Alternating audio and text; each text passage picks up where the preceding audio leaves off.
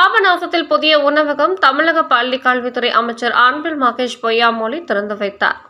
தஞ்சாவூர் மாவட்டம் பாபநாசம் மேலரஸ்தா பகுதியில் நான்வெஜ் நாயகன் புதிய உணவகம் திறப்பு விழா நடைபெற்றது. விழாவிற்கு தமிழக பள்ளிக் கல்வித்துறை அமைச்சர் அன்பில் மகேஷ் பொய்யாமொழி தலைமை வகித்து ரிப்பன் வெட்டி திறந்து வைத்து குத்துவிளக்கேற்றி வைத்தார்.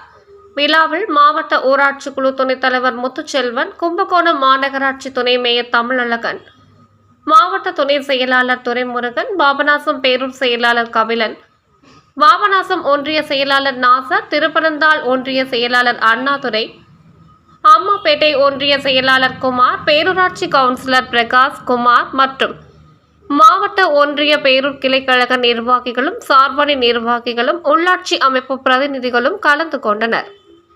விழாவிற்கான அனைத்து ஏற்பாடுகளையும் உதயநிதி ஸ்டாலின் தலைமை ரசிகர் நற்பணி மன்றத்தின் தஞ்சை மாவட்ட முன்னாள் தலைவரும் அன்பில் அறக்கட்டளை உறுப்பினரும் உணவகத்தின் உரிமையாளருமான கஞ்சனூர் கண்ணன் செய்திருந்தார்.